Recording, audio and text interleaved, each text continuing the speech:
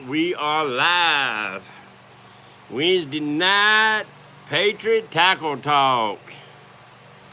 We'll wait till some people get in here. Hope everybody remembers.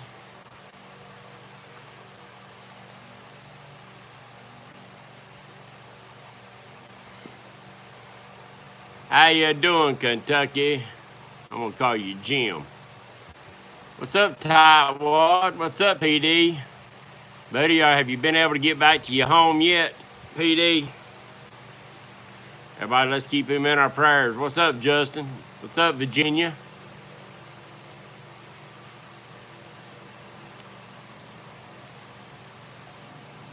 Just got home from the hospital.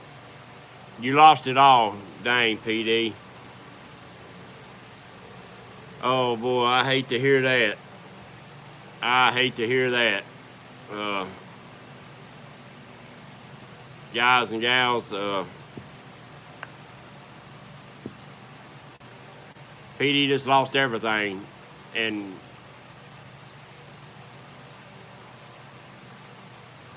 it's still about 6 foot in your yard. Man, PD, I'm sorry, buddy. Jim, I hope you're all right. I hope everything checked out all right for you, buddy. PD, I hope insurance will make everything right for you, boy. When it comes to that, I don't even know what to say. Doc says you good. I've been noticing in some of your videos, Jim, you kind of tight your chest. What's up, Richard?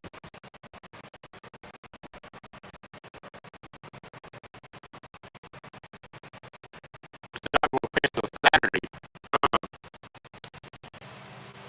What's going on, Jimmy Dixon, QC, Matthew?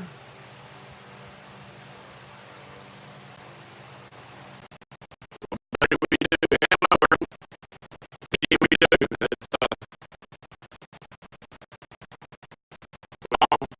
I'm hoping we all have family on here. I hate to see family members get hurt or lose their homes, and what's up, Jimmy? Back audio? Might be. Let me turn this fan off.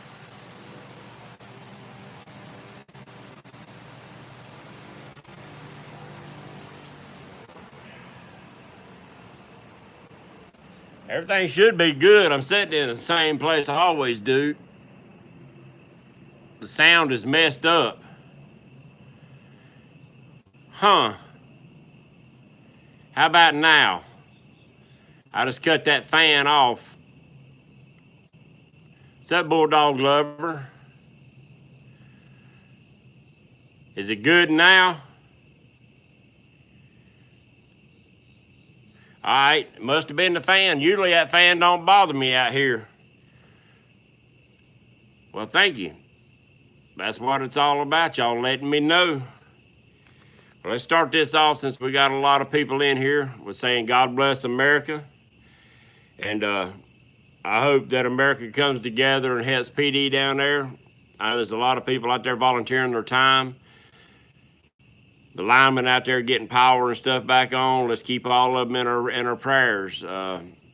So hopefully they can get you PD straightened out and enough volunteers to come in and help. So with that being said, welcome to Tackle Talk tonight. We're gonna do a little bit of tackle.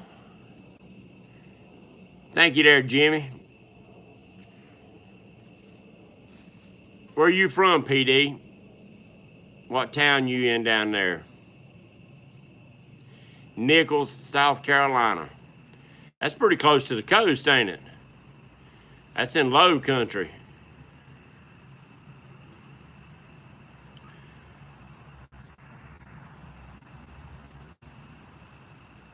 Yep, that's what I was thinking. Man, that just puts me lost of words. I hate to even think about that. You just got home about 4 and you had a lot of water here. We didn't have nowhere near the water that we thought we was going to get. Usually when it runs this way, we'll get a lot of the rain. I wouldn't pull my dredge out of the water the other day, but I went back and checked the creek, and the creek's never even come out of the banks, which really surprised me. Which is a good thing for this area. I just hate it for people in the other areas. That's, don't even know what to say. But I do want to apologize for yesterday, guys. That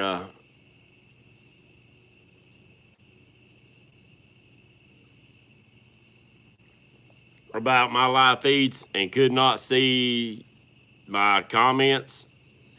That bothered me. That bothered me bad because I couldn't talk back to you. I went back and looked at the replays, and I could see everything y'all was saying on the replay, but I could not see it during the live feed. And I don't know why.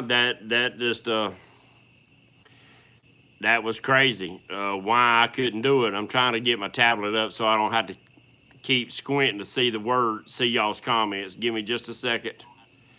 Let me turn this down so y'all not hearing an echo. All right. So I learned a lot yesterday. Yesterday, Matthew was out on the lake, and I come down, actually got a late start. All right, PD, please do that. I mean, boy, I don't even know what to say. I wished I could take it all away from you.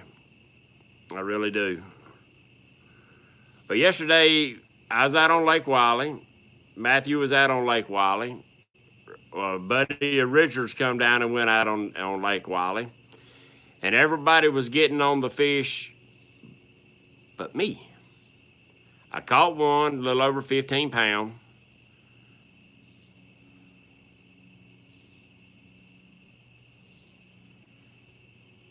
I hear you, Richard.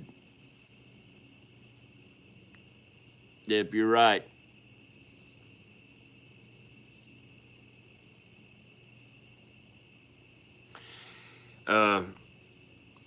But I wasn't getting on the fish, and I was using the same baits.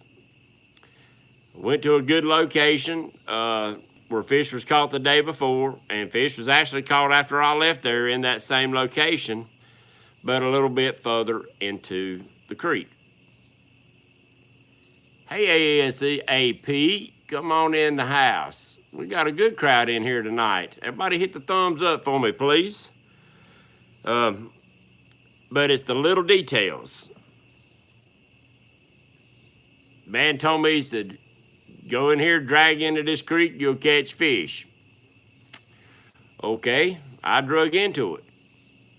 And I started making a swing back out. There was a couple people in there pulling skiers, and I wasn't wanting to get in their way, and they was really aggravating me too. So I went to turn to come back out and hung 4 of my rods up.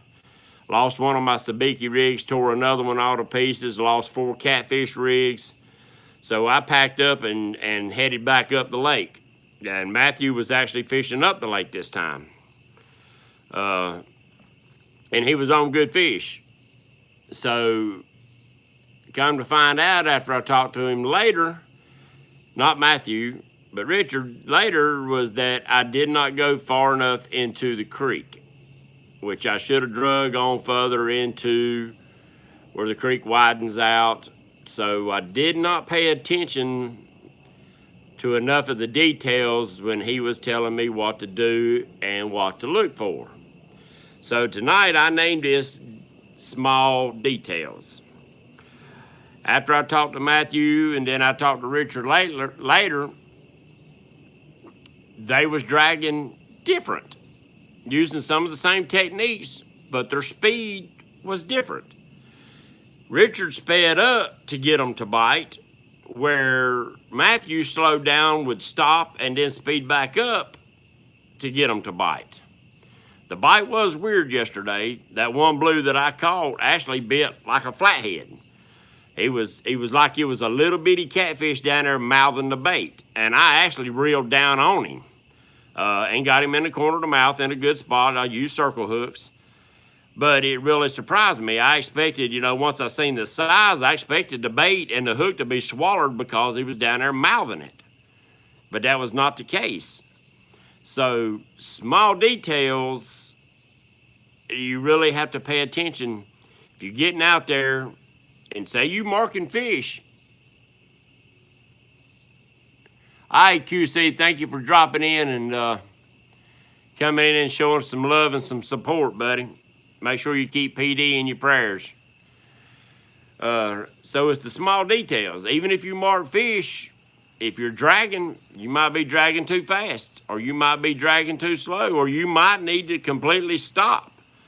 And I didn't really pay attention to them little bitty small details until I done got aggravated and was ready to come home.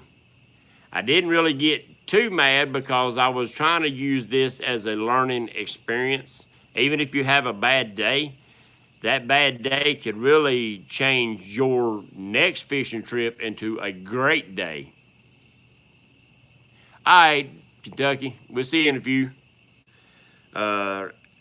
So where I expected when I got to the lake, Matthew was already there. I was expecting him to be down the lake. I know he was going up the lake to catch bait, and then I expected him to be down the lake where we had fished a week or two prior to that. So that's what my game plan was to do. You're right, Richard. And that's what I'm trying to go over. I know there's some guys in here are kind of new at it. There's some in here that this is probably a repeat or maybe boring for them. I'm still learning. I've just been back into catfishing for 10 months. So I've got a lot to learn, and I'm willing to learn because I want to put them big cats in the boat. I love it. I just love it. So it really, by not having a good day yesterday as far as my catch, I did put one in the boat. I did catch perch.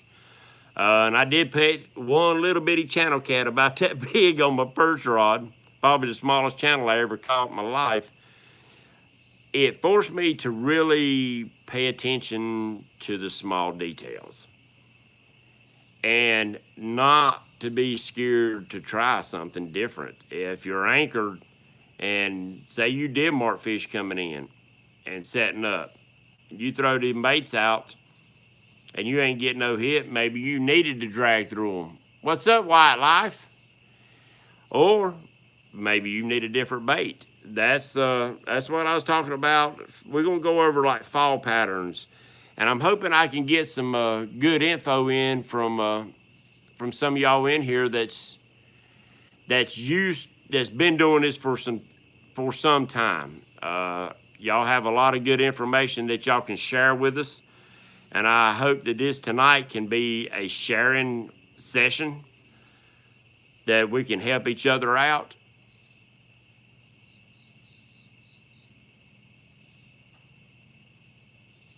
That's it. Don't leave biting fish. You're exactly right, Matthew. But, I'm just wondering, I used to love shad using tread fin and gizzards when you could find them. But I got to thinking back that, and after talking to Richard, that wintertime's a good time to use shad. You get some shad die-off, and fish will load up on shad. And so certain baits might work better at certain times. Wiley and a lot of lakes that do have white perch, that's probably the mainstay for them catfish. With that being said, can they be all year? It very well might be. In your waters, if you don't have white perch, the shad might be the best for all year long. PD said he loves eel. And a lot of it does depend on your waters, what works best. And they might be, when you're saying all year long, if you're noticing your catch is going down, say summertime when it's hot water, using shad, if your bite goes down a little bit or a lot, they might be wanting bluegill. And one of my favorite is largemouth bass. Two of my largest fish, the big flathead and the big blue, both come on cut largemouth bass. So don't be scared to try to change up a little bit. Even if you're catching a few fish, your bite might be better if you change up, say, from a Carolina rig to a Kentucky rig or to a Santee Cooper rig. Today, they might want that bait dragging across the bottom. Tomorrow, they might want that Santee rig with this float pulling that bait up off the bottom. But at the same time, they might want a Demon Dragon with a little bit of rattle. Y'all can't use them in Ohio. Oop, I'm sorry, I went the wrong way. There you go. So, and you might want to use the Demon Dragons. I watched some of Dieter's videos when he was doing the rattle experiment videos. On some days, they would not touch the Demon Dragons. They only wanted the floats. And in some days, and it was the same period of time, they wanted the baits without a float or a Demon Dragon on them. That's where majority of the fish came. So don't be scared to set up your rods a little different and try different things out. Because catching a few little dinks,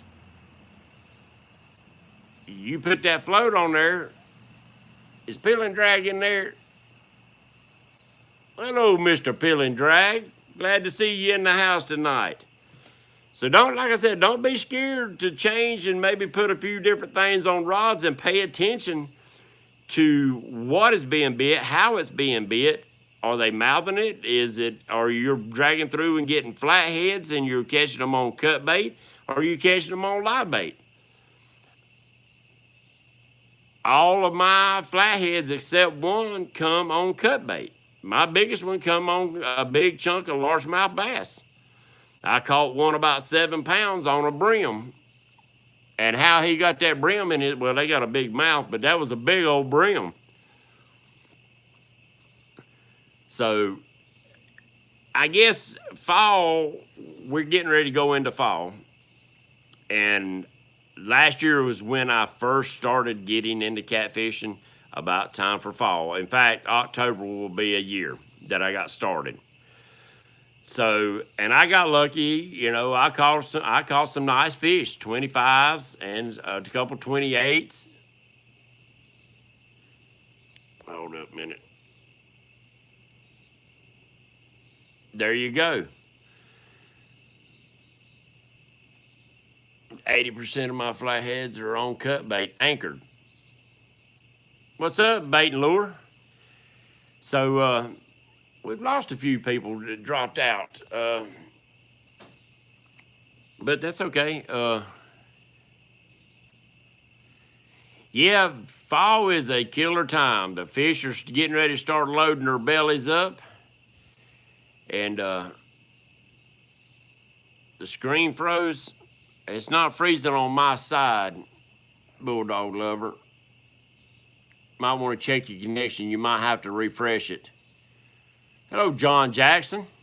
If you was in here earlier and I missed you, I'm sorry.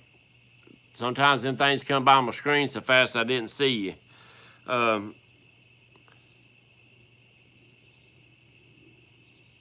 It's good on your end. All right, thank you, Jimmy. I done lost my train of thought. So, with that being said, fall's the time to come. Sorry, Bulldog. Bullheads and bluegill are good for flatheads there. All right. Now, where are you at, Justin? You're on a river or are you on a lake? A lot of us on here right now are lake fishermen.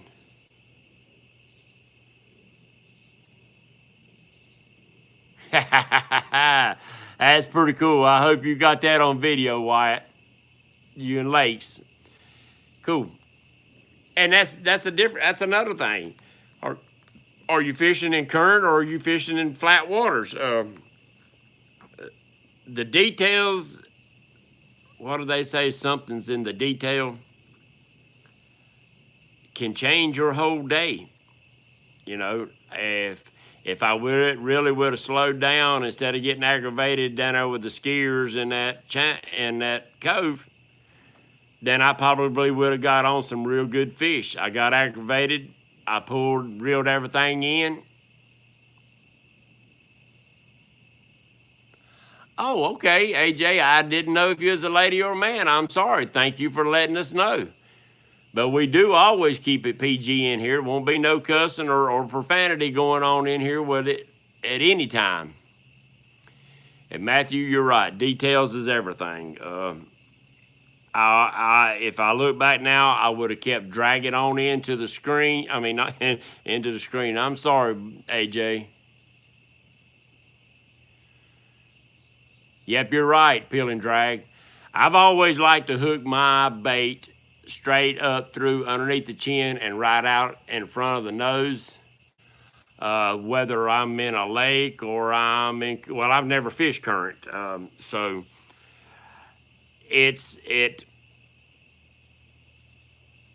for me, the fish he's going to try to always take that fish head first. He might grab it by the rear end, but he's going to try to turn that bait before he swallows him so the fins don't stick straight up and get him. Now, if I'm floating fish, if I'm throwing a live bait underneath the float, I'm going to hook him right behind the fin, and I'll cut the bottom fins off where he's always trying to swim upright. And I'll do that even with my live bait on the bottom, even hooked in the mouth. I'll cut that bottom fin so he's always trying to swim upright. He'll fight the weight of that hook. If you don't, then he'll try to bury. So there's little details like that I think we all can benefit from by paying attention to. You might have the same bait on 2 different rods, but say if you're throwing a 2-ounce sinker or a 2.5-ounce sinker and you're throwing a 3 on the other one, and you got an 18-inch leader on one and you didn't pay attention, and on the other one you tied a 12-inch leader. Well, that little bit of length might be the difference in whether you catch fish or not on that rod. The same way a couple weeks ago when I could not catch the perch. I caught 2 perch that day and it drove me crazy. Matthew, I parked right beside him and they was putting 5 and 6 in the boat at a time. I have to drive over 20 minutes to hit the river, but you had to find a good cat spot. I hear you. That's pretty good, Justin. And pay attention to what that spot has to offer. Go in there, look at Google Maps, and look back through your timeline when the water's down and stuff. They can tell you a lot of details during the drought times when there's low water as to what might be holding them fish there, what makes that spot a good spot, and you can incorporate that in other spots on the river. If you get out there, you're boating down through there, and you say, well, I want to try this, and you think back, hey, that looked just like what I fished from down here. Then boom, you're back on the fish again without having to run blindly up and down the river, hoping that you come across the same spot again. So details. I'm going to start keeping a journal, and I wished I'd have started last year when I got back into catfishing. I used to years ago when I catfished and I bass fished. I kept journals on everything. And with all the moving and stuff, that I've lost all them journals and lost a lot of good information on Lake Wiley.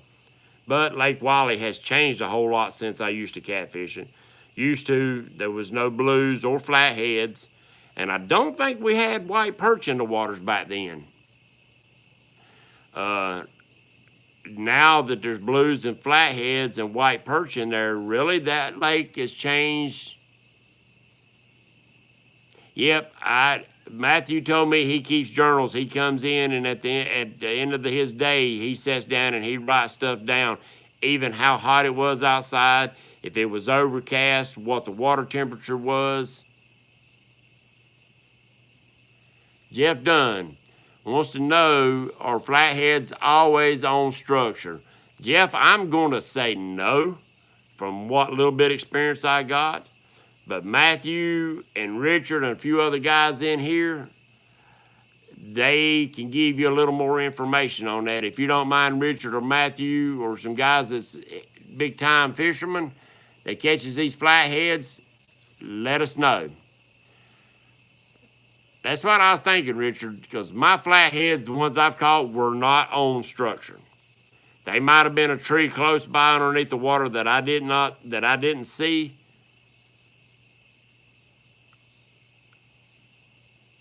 A million other things.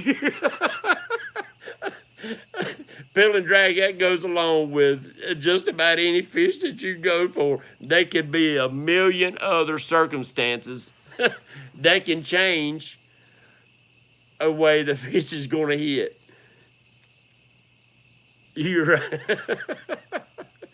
I love it. That's why I'm glad I started doing this, because everybody's got their own experiences. Everybody catches fish in different waters and stuff, and I got quite a few guys that fish the same waters that I do. Yep, I mean, and I hear a lot of people up north and stuff. In fact, Doc's going to have a good show next Monday on Catfish Weekly, basically on flatheads. Doc's sharp when it comes to flathead fishing, but the way he fishes for them up there might not work for us down here. It pays to try it because it might just work for you. That comes back down to details.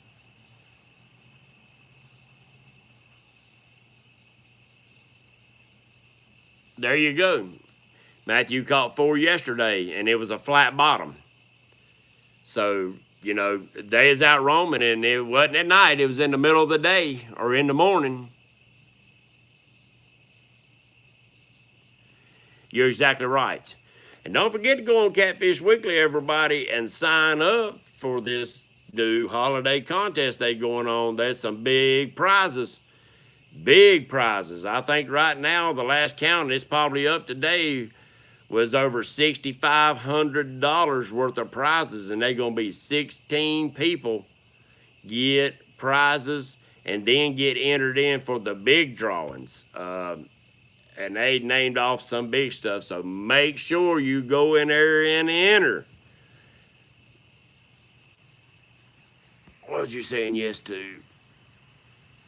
Oh, okay.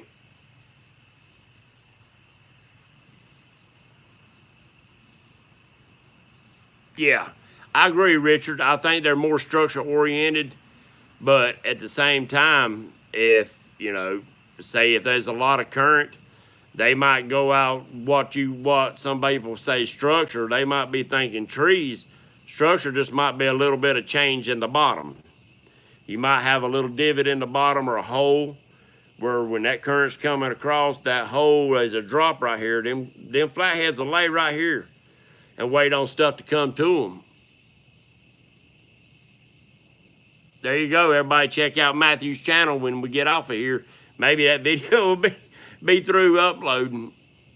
That's one question I want to ask everybody about YouTube. How long does it take you to, say, upload a 10-minute video? It takes me 2 freaking hours. And I've got pretty decent internet. And it's taking Matthew, he's got the same internet like I've got. Peel and drag, 15 minutes. See, what am I doing different, Peeling, than you doing? Thank you, Corey. Come on in there. I appreciate the support, buddy.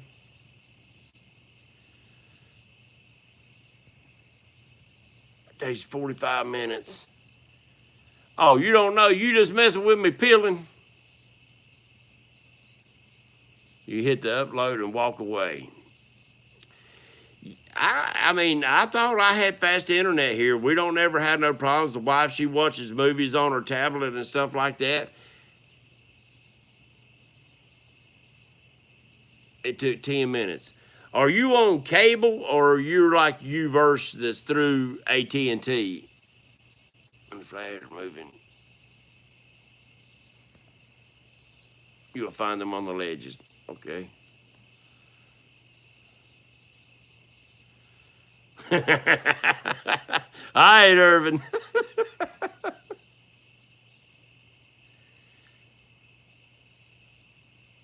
I think that's my problem. I'm going to have to go on to the computer. Richard, you're on fiber. See, I'm out here in the daggum sticks, and we have to use that Uverse through AT&T. There's no cable out here, so I can forget that.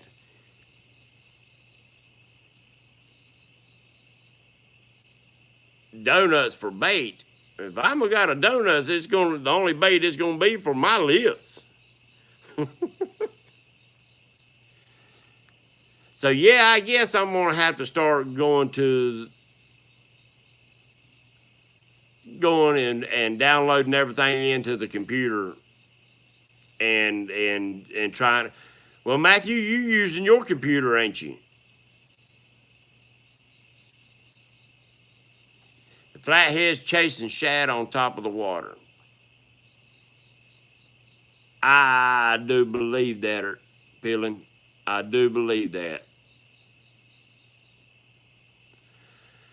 If you think about it, look at all them jug fishermen out there, which I disagree with, but that's their thing, and that's it's legal, and more power to them.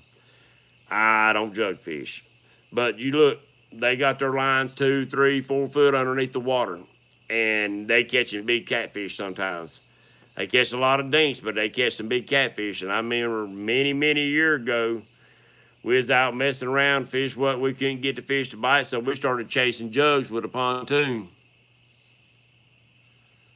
They wouldn't bite on the bottom. That's where them floats come in, buddy. Put the float on and set it out there a couple feet. Baby, yeah. I've watched videos, especially like over in England. Them daggum not them flatheads, what they call them, whales, cats, sat around them bridges and them docks and stuff, waiting on them doves and everything else down there to come get water, and they'll snatch them right up in a minute. Yeah, I catch most of my fish. I hear you, Jimmy. Hey, I'm not knocking you, buddy, for jug fishing. It puts meat on the tables, and it's got to be fun. I remember chasing them jugs. We chased a 1 gallon milk jug one night for 2 hours and finally give up. He would take that 1 gallon milk jug and make it disappear. And that was before Blues and Flatheads was on Lake Wylie. That had to be a monster channel cat. We never did catch that thing. But Jimmy, no, as long as they ain't pay lakers on here, how you catch fish, that's on you, buddy, and I know you enjoy it. You will never hear anybody on my page ever come in and try to harass you or harass anybody about the way they catch fish. If you do go to pay lakes, we're going to try to convince you not to go back to pay lakes and not to support them.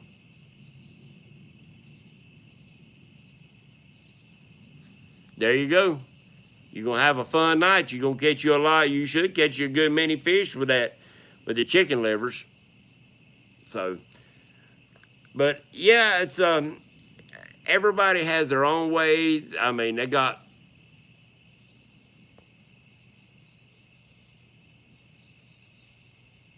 you're right, Richard, and thank you for saying that, buddy.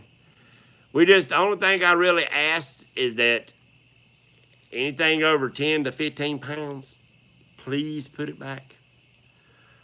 If that's the only fish you got and you want supper out of it, I totally understand, and I will not kick your boots for it.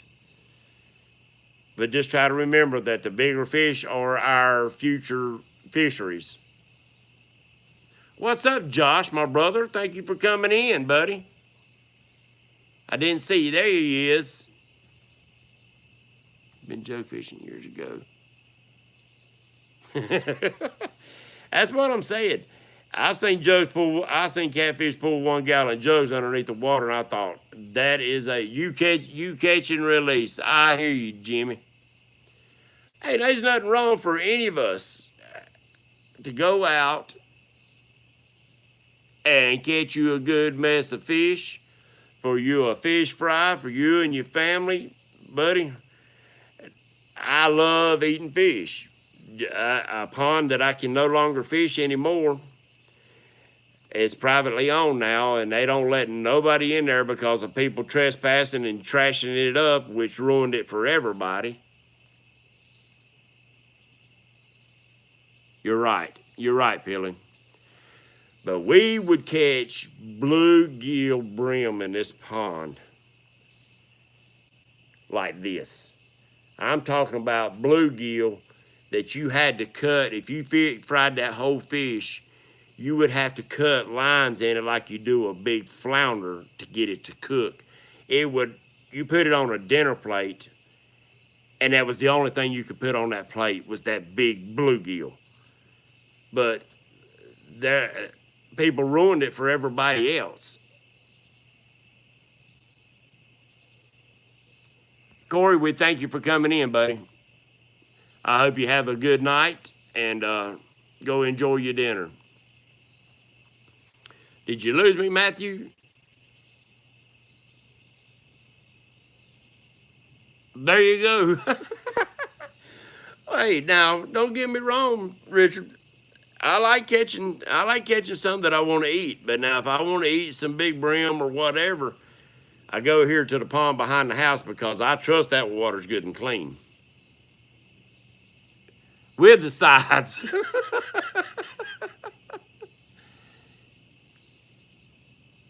Hey, Josh, I just watched your video, buddy, where you was catching some of them catfish off of that bridge. That's a long way to the water. Tell you, salt and pepper cats, though, I like them little ones about that long.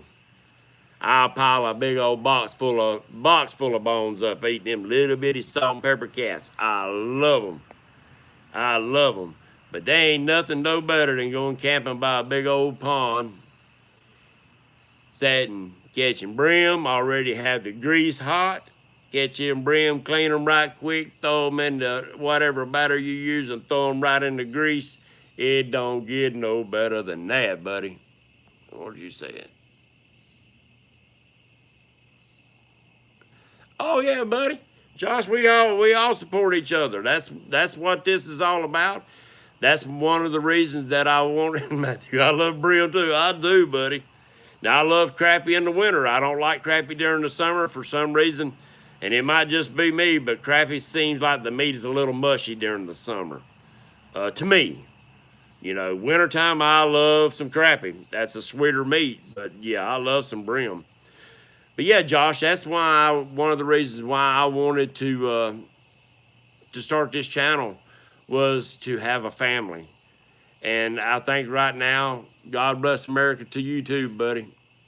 We all support each other.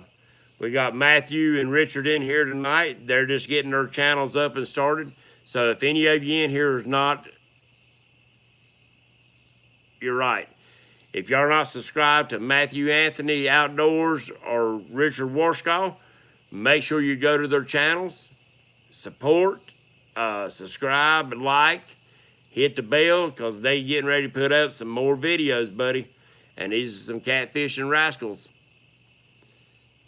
Virginia, you just subbed them. I thank you, buddy. Everybody, check them out. Share it, give them some love. These are not young fishers. These are not, like me, rookie fishermen. These are experienced fishermen. There's my grandson in there, Chase. How you doing, Chase? Thank you for coming in here, buddy. We love you. So check out their sites. Go in there, subscribe, and like, and hit the bell. And that's why we're doing this, to share the love.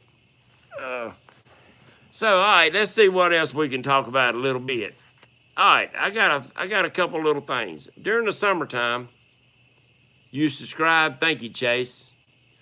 During the summertime, I got to noticing on my little I use a bait bucket, and I made me a bigger bait thing that when I run my air producer onto my bait bucket, it seems like the water heats up real fast, and it actually, I think, is killing the fish.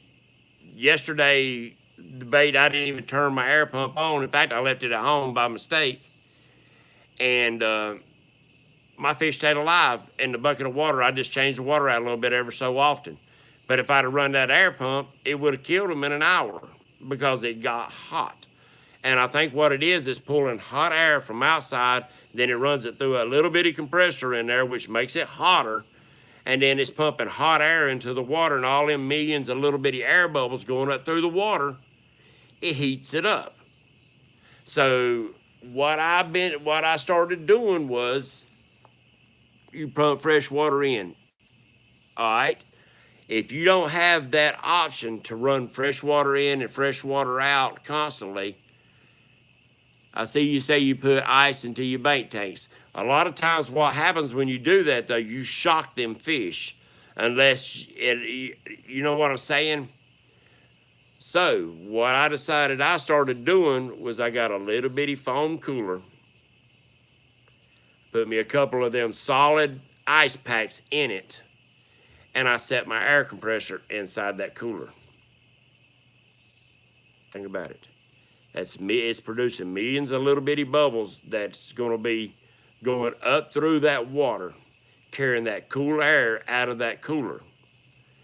That means it's not going to chill that water down real fast and put the fish into shock, but yet and cooler air holds more oxygen potential for your water. So next time you go out, try that. Carry a little cooler by itself, get you some of the solid ice packs and set in it, and set your air in there. It does, Matthew. It does. And after I talked to you the other day, that's what I got to thinking about, is I got that little bitty cooler and set a couple of them solid ice packs in it and just set.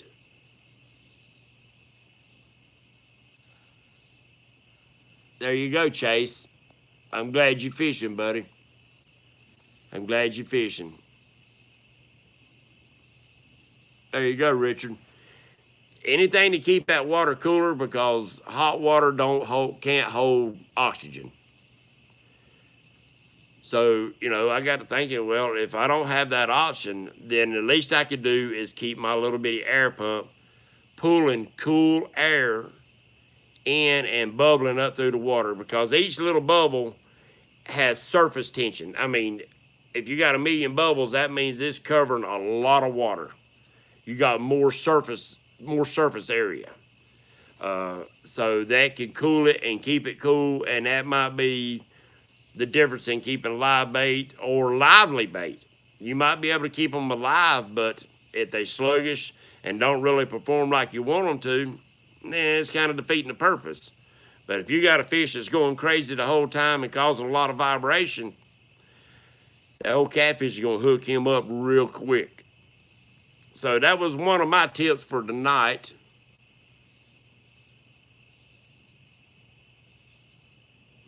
That's got to be Aiden in there. Hey, Aiden. I thought it was you in there, buddy. We love you too, buddy. Both my grandsons is in here watching tonight. So y'all give them some love and say, hey. I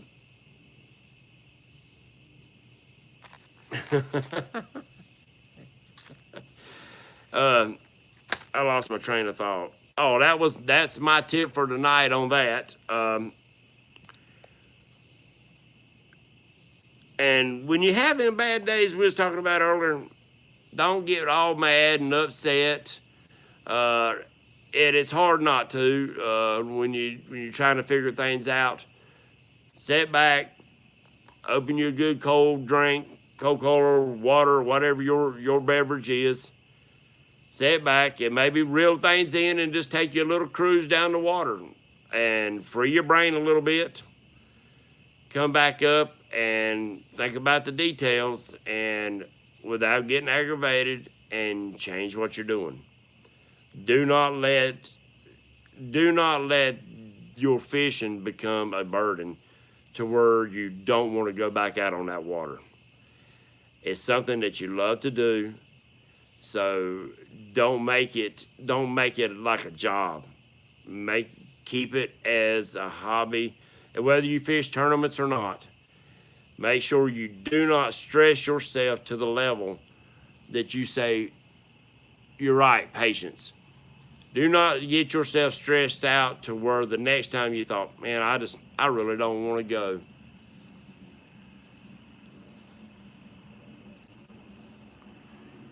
I've heard about the salt.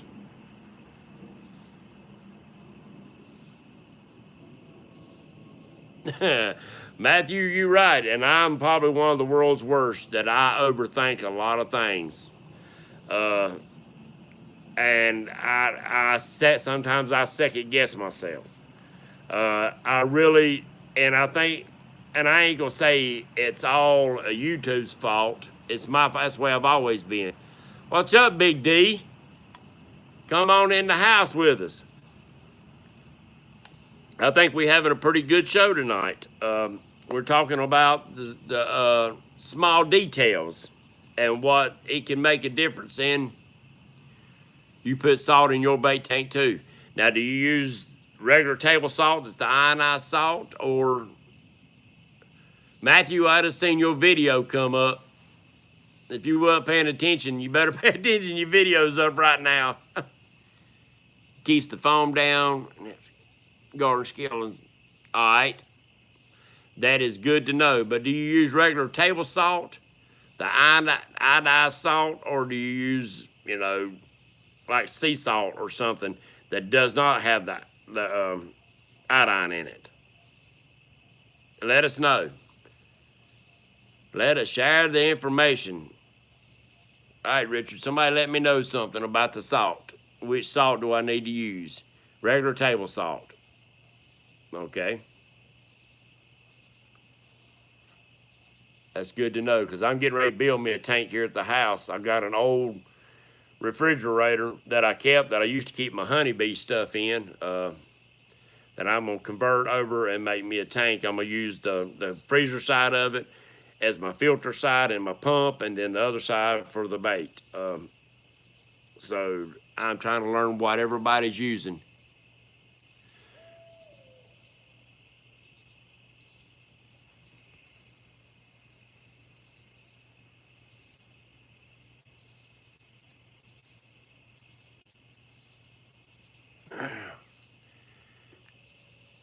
Oh, Aiden, there's a little place up here in Kings Mountain that has that little gravel. You have to go to probably any landscaping places will carry that little pebble. You buy salt from Lowe's and put it in the big bags, okay. What is it, salt like you use in your water conditioner, Richard?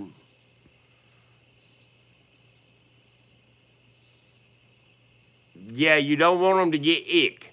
You're exactly right. I learned that a long time ago when I used to have that big 50-gallon fish aquarium. I actually raised a little largemouth bass up to about 4 pounds before he got too big for the aquarium. All right, that's good information, y'all. I appreciate that. In fact, that salt does not have the iodine in it. I don't guess it really matters, though, as long as you got it. And I guess that salt helps keep down like the ick and stuff like that. And if you get ick in it, unless it's solid plastic in there, it's hard to get that out. If you got something that's got silicone in it, you got to pull all that silicone out and clean it thoroughly, or it'll be right back. I mean, I've had to throw aquariums away because even scrubbing them with Clorox, you couldn't get it out of that silicone. You use rock salt, okay? Say good information. So when I set mine up, and if any of the rest of you out there trying to do it,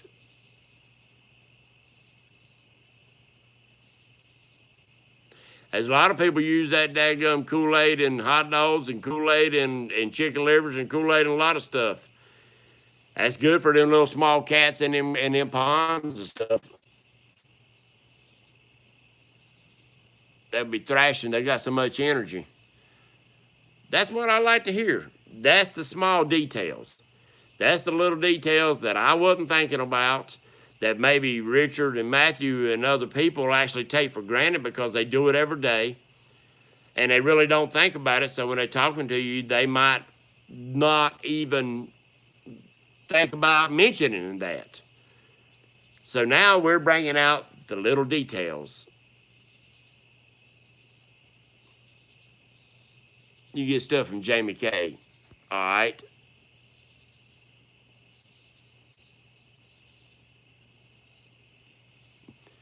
Yeah, Justin, that's my grandsons. They're catching fish up there in a pond and stuff like that.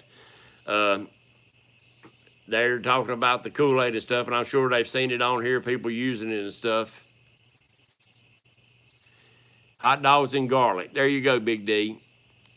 You hear that, Chase and Aiden? That's some of the stuff that they use catching their channel catfish.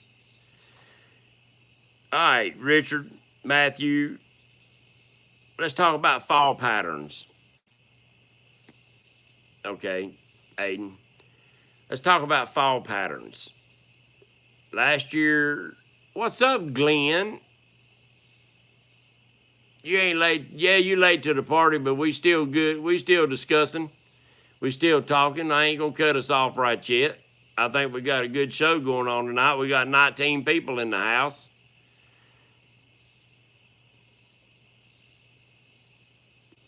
Buddy, I still love bank fishing. What's up, Mr. Wampus Cat Justin Lefford? You just now got a notification? See, that's crazy. That is crazy. That's crazy. Why does that happen, guys? Why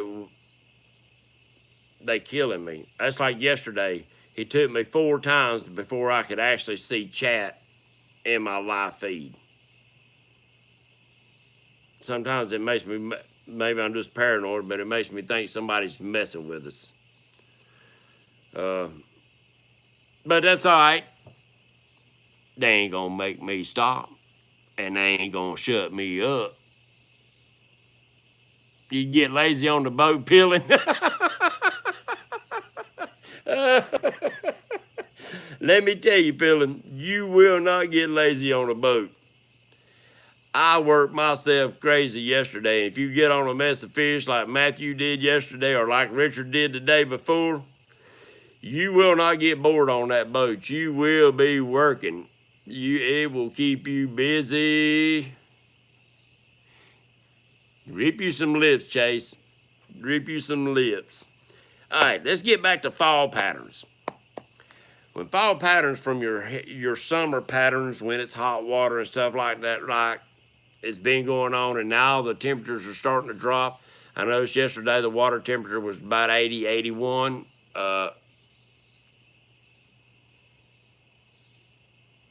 You do all kind of things. Do you cut bait?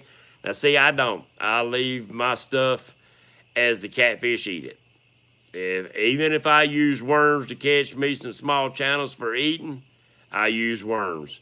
I stick with what is in the water for the fish. Whether it's cut bait, live bait, worms, minnows. I mean, I've seen times where we took crappie minnows and outfished chicken livers and worms and cut bait and big live bait. Just minnows. Little bitty crappie minnows around docks, and we was wearing the catfish out. Go figure. We was hunting crappie, but we was wearing the daggum catfish. That was a pattern that they was on. There you go. There you go. Small details, people. Small details. And stuff like that, you know, a lot of guys that's been doing this for years might take for granted, but I want to know that. I'm gonna go back and watch this again. Chase, I use open face for my smaller rods and stuff like that. But for my catfishing, on my big rods, I use Ambassador 6000s. That's what I have. You started using Eagle Call catfish set. Wait a minute. in the middle.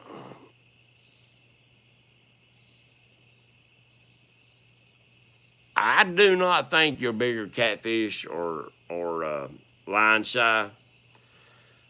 With that being said, I mean, all you can do is try it.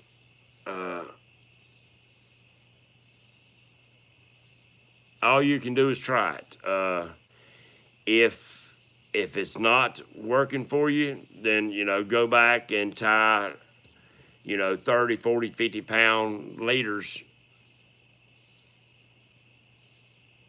It tears the mouse up.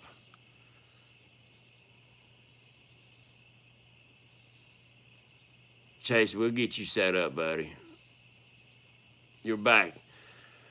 All right, PD, good. So, well, I just had a brain fart. Fall patterns. If I'm like I said, I'm just learning. So when the water's getting hotter, getting cooler, is the fish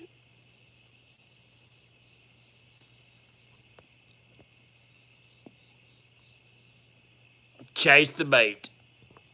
Chase the bait. You're exactly right, Richard and Matthew. Chase the bait. I've seen the times, and also match the hatch. Finding the bait, and I don't really guess that matters that much when it comes to catfish. But say if you're looking for white perch, white bass, largemouth bass, and other things, if them bass are chasing little bitty small shad, and you throw, if they chasing 2-inch shad or 3-inch shad, and you throw in a 4 or 5-inch shad, I seen the times you couldn't catch them. When I used to chase them white bass underneath Seven Oaks Bridge, if you didn't match what size of them shad that was out there they was eating on, you wouldn't catch fish. So it's got a lot to do with the bait. And that's what I was talking to Richard and Matthew both about, that learning about the catfish, learning about the bait is just as important, if not more important, than learning about the catfish. Because like they said, they don't necessarily look for the catfish on their depth finders as they do looking for bait. Because if the bait's there, the catfish ain't far behind. And they probably was there before the bait fish come in and just sitting there waiting on the easy meal. What's up, South Outdoors? How you doing? Come on in the house, buddy. Good to see you in here. I enjoy seeing new people coming into the show. Make sure you go back and watch this video. There's some good information coming across. They'll start moving.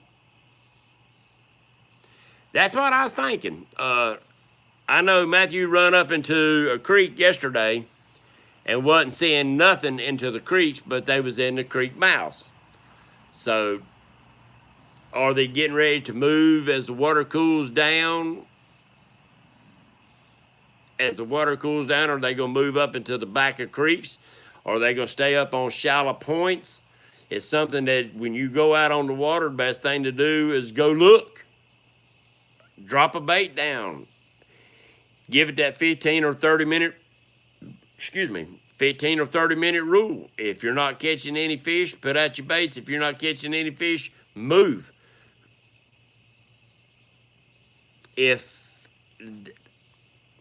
I think from years and years ago, we used to get into that mindset that if we sat long enough, them fish would come to us.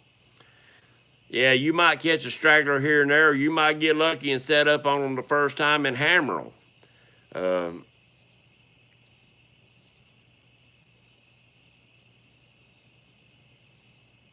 There you go, South.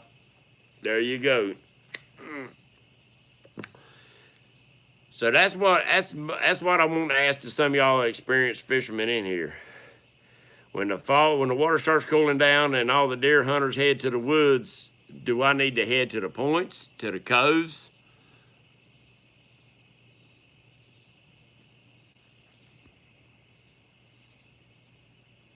how does the time of day correlate to the catfish depth and location? All right, Richard Matthew, that's a good question for you. Come in here and help us out. I fish. I noticed I was getting ready yesterday. I was thinking about river channels because 2 weeks prior to that, that's where me and Matthew was catching them, in the river channels and right on the ledges. Yesterday, Matthew was catching them not in the river channels. And the time I figured out what was going on, my day was about done. I was ready to pack it up and take it to the house. So the time of day, I really don't know if it really makes that much of a difference. I mean, I know they got nighttime patterns and they got daytime patterns. The higher the sun, the deeper they go. There you go. There you go.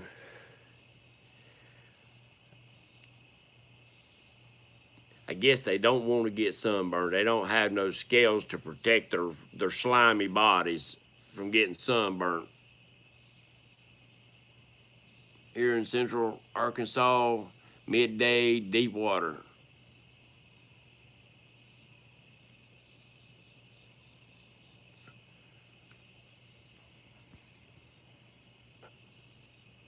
There you go.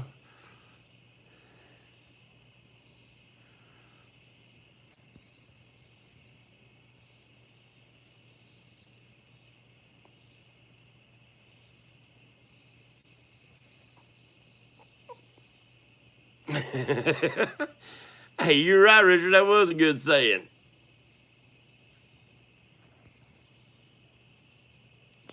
See, guys, a lot of good information tonight. A lot of good information. And I love it. That's what I want this show to be about, is exchange of knowledge and information. And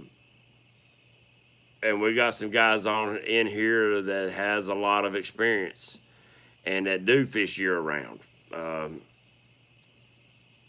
And I'm glad that I can bring that to everybody that's in here. And I'm hoping that I can help them too, somehow. Moving in the creeks and rivers mostly, okay? See, there you go. His pattern, he notices that things are changing when they start dropping the waters. And I'm sure it won't be long in a while he's going to start dropping some water when the lower lakes are able to get the water down. Didn't try structure with nothing. Just having trouble.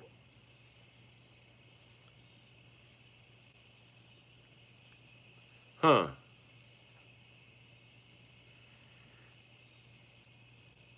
Yeah, thank you, Pillin. Y'all don't forget the thumbs up. I do appreciate that. So, I mean, Richard mentioned something yesterday to me about points. And points don't mean actually have to be the points that coming off the land. It could be underwater points too.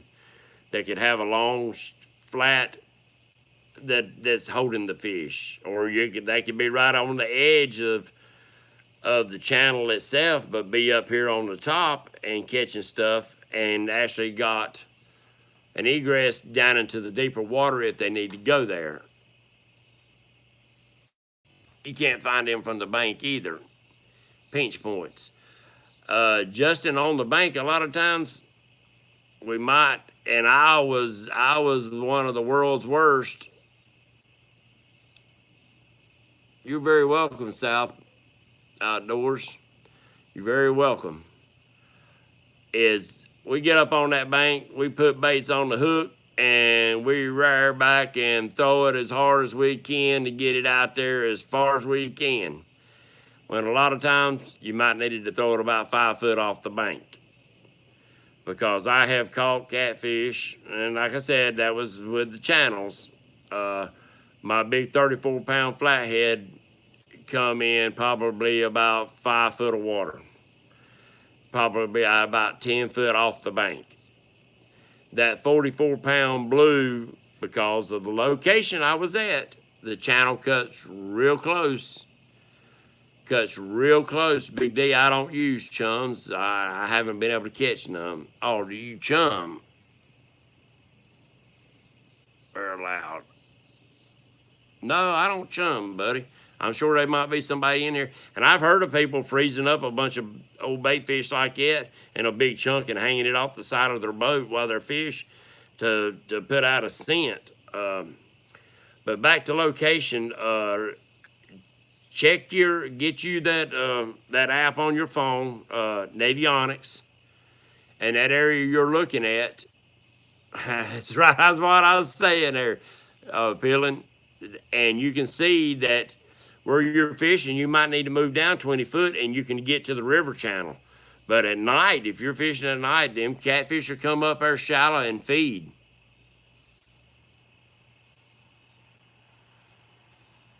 There you go, Richard. Ain't you taking that chance. If that's against the rules, you don't want to take that chance. And I know years ago people talking about they used to take out them old Alpo dog food cans and poke holes and throw them out. Then you got rusty cans in the water, and I never been a fan of doing that. Sour wire bird seed. I know some guys that do that down there for carp. They sure do. I totally lost my train of thought there. Okay, we'll go on to one more thing before I end up calling it a night. This is going good. I will do that, Chase. We'll do that, buddy. We sure will. Dragging or anchoring? Dragging or anchoring? I hate pulling an anchor. It kills my freaking back. Find river channel that cuts close enough to the bank. Find the buoys. That's what I was talking about, bank fishing. I'm sorry. I lost my train of thought. I love bank fishing. I got a boat, but I love bank fishing too. It's sweet. In fact, I'm going to do a video on bank fishing. But sometimes you don't need to crank that rod up and throw it. I know Catfish Dave, he's reaching for the channels, going after them big catfish. And from where he's fishing at, he already knows that he's going to have to throw it a long way to get to that channel to catch the fish that he's going after. And he's got enough experience to know that at that time that he's fishing, he's got to get to that channel. Too many stumps in your water. Hey, and that might be the case. You might have to anchor. It's all what you're looking for in your waters that you're fishing. There you go, Big D. That's what this show's all about, is getting information that might help you. Justin, I never drug either, and I'm learning that I love it. Springtime is the best time to bank fish, you think? That's a good one. All right, Chase, we'll get up with you on that, buddy. We'll get up with you on that, I promise you. But I do want to do a bank, because I have a lot of guys that's on here that do a lot of bank fishing. So, and I'm going to do one. I've caught some big fish off the bank, and actually where I caught that 44, a man could have been on the bank and be fishing the same water that I was setting in. I wasn't setting 25 foot off the bank, but the channel cuts in real close. Find a pinch point in the current and you'll find the fish. There you go. That's some more good information, guys. And it's true. When that water comes together, a lot of times you'll have shad and perch and stuff that'll ball up in them areas, and then you're going to have feeding fish. Go to figure. But Navionics is the trick to have on your phones. That is the trick. That's a good app that you can pull up on your phone in any location that you're at, and it will give you a lot more detail than what comes with just your plain depth finder maps. So, guys, all that stuff that y'all throwing up right now is all good information. And when you're saying that this is what you work and this is what you look for, hey, my first time dragging, buddy, I had my boat done a 360. I caught a big old catfish, and it was the only rod that was in the water. I had 5 rods in the boat, having to cut stuff off just to get it untangled. It was a mess. So don't give up on it. Do not give up on it. Jeff, except for that good day I had with Matthew a couple of weeks ago, I would say it was North Carolina, mainly because that is the water that I fished from. I used to fish years ago in South Carolina, down around T-Bones by the lake on Wiley, and caught a lot of nice fish there, but that was before Wiley is what it is today.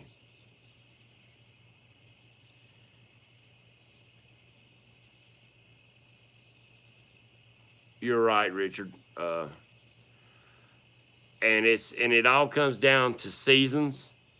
It all comes down to a lot of different things. Wiley is, from what I understand, Wiley is really becoming a great fishery. I don't think that South Carolina is going to hold all the big fish, or North Carolina is going to hold all the little fish or the big fish, even at certain times of the year. I mean, right now, a lot of big fish is being caught in South Carolina waters. New School just put some monsters in up there in North Carolina. So it's all patterning the bait and patterning the fish. And a little bit of luck goes along with it too. I ain't saying luck has a lot to do with it. I think it's patience. It's time on the water, paying attention to what you're doing. Like I've seen somebody, I forget who it was through here. I'm sorry if I lose track of who said what. All the grass beds and stuff like that. When you say that's what you look for, remember to put into your journal when you was fishing in grass beds, how good did you do, how warm was the water, the time of day, and other conditions, whether it's a falling barometer or a rising barometer. I don't know if that has much to do with it or not. I really don't know. I've never put any. I always fished when I could fish. So put that into your.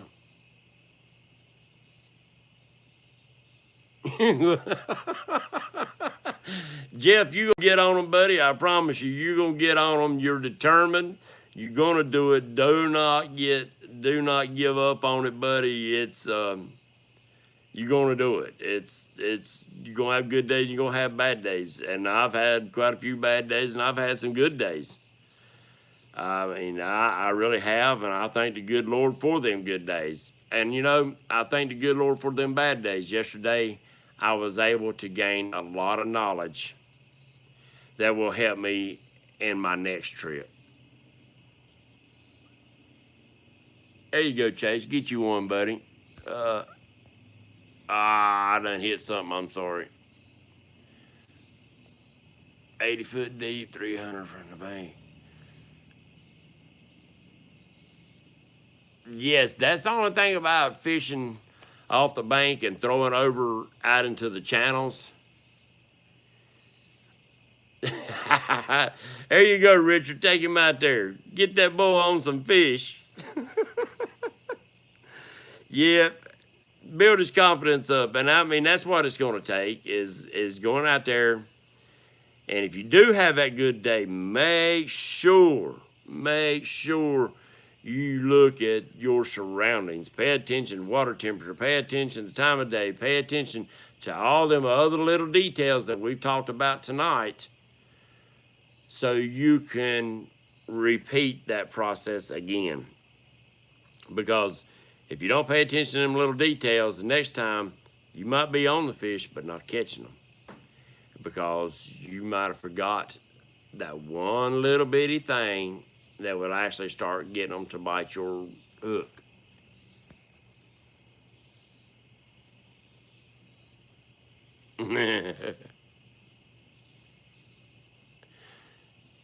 and a million other things.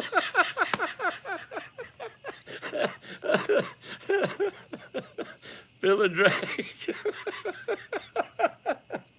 you are so right. You are so right. I mean, go figure. But I remember my grandpa talking about they didn't want to take my grandmother fishing with them. They'd go out fishing for them crappie. She'd sit on one side of the boat and he'd sit on the other side and she'd wear them out. He'd get aggravated, make her switch sides, and she'd still wear him out using the same bait, the same hook, the same line. They quit taking her. She would absolutely wear them out catching crappie and stuff, and I thought that was the funniest thing. She'd just cackle laughing at them. But she might have been just twitching that minnow or that worm or whatever they was fishing with a little bit different than what they were. They might have been twitching and she might have been holding her still. And that might be what it took. Yesterday with the perch, Matthew can tell you, the perch was not real aggressive, so he ended up throwing his line out and reeling it back to the boat, and they'd load up. If you drop it straight down and hold it, you might catch one or two, but they wasn't real consistent. So he changed it up, fished it out, started reeling it back, and bam, bam, bam, bam, bam, was loading up on the perch by just changing up a little bit.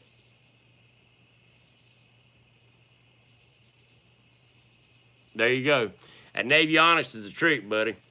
I don't have one of the cars to go in my depth finder. That's probably going to be the next investment for my fishing boat.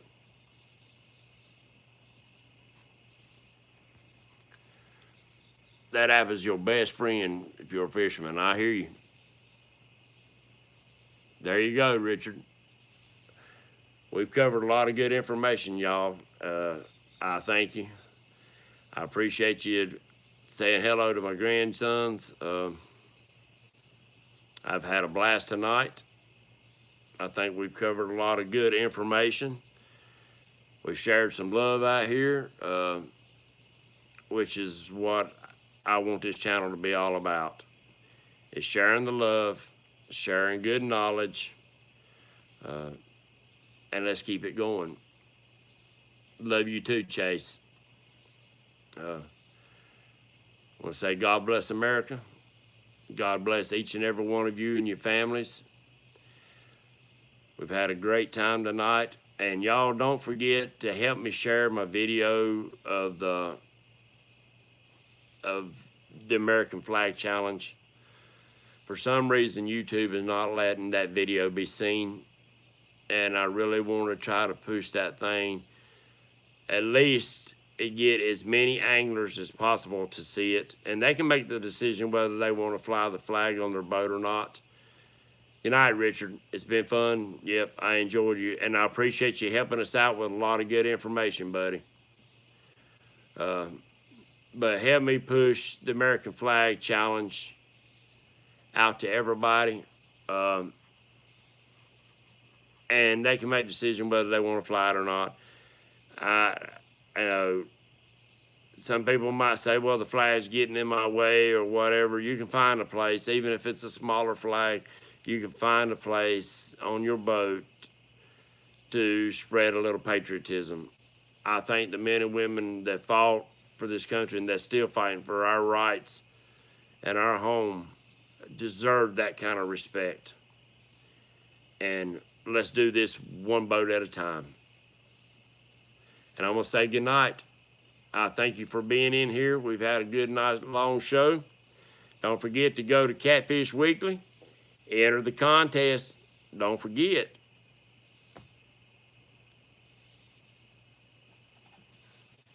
Thank you. I appreciate you sharing that, buddy. Matthew, we'll see you later, too. We'll give you a holler. Ladies and gentlemen, I had a wonderful time. God bless America. God bless you and your families.